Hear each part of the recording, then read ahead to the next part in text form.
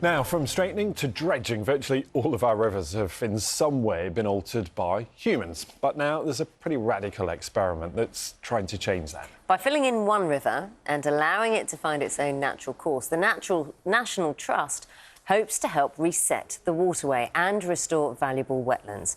Our climate editor, Justin Rowlatt, has been finding out more.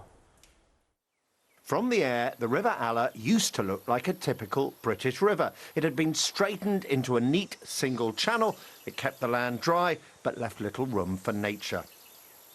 So here's the question. Is it possible to do the ecological equivalent of a complete reboot, to reset the river and let it find its own course through the landscape?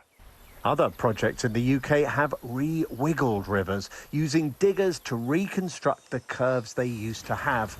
But here in Somerset, the National Trust decided to do something much more radical. They completely filled the river in with earth and rubble and then waited to see what would happen next. We went to see the project just after the heavy work had finished. A year on, and things have changed.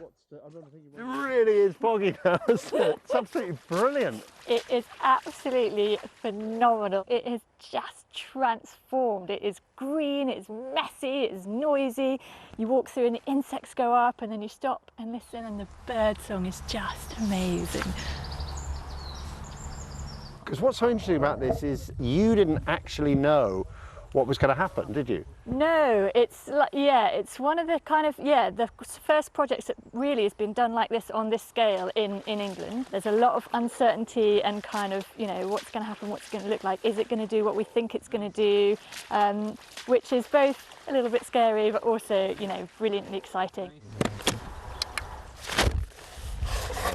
Scientists have been using drones to help monitor the changes. The images from the air prompt a fundamental question. Freed from the constraints of its banks, is this really still a river at all?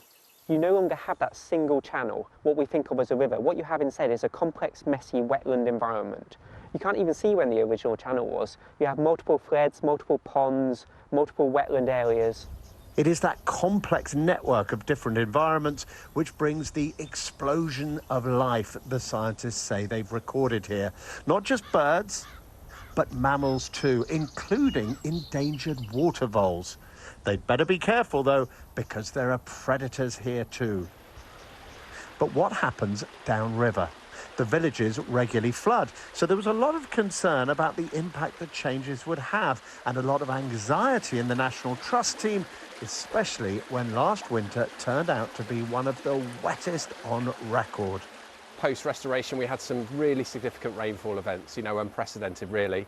The site responded really well. We didn't get any downstream flooding. Other villages in and around Somerset, really badly flooded, and here in Allerford and Bossington, no flooding. And the data's backed that up now. We've got from sort of Exeter and Nottingham universities, we've significantly reduced the flood peak and helped protect downstream communities from that extreme weather.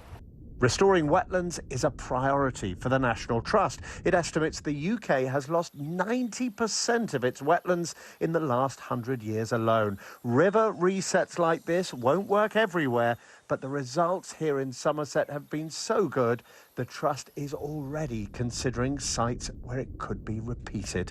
Justin Rowlatt, BBC News, West Somerset.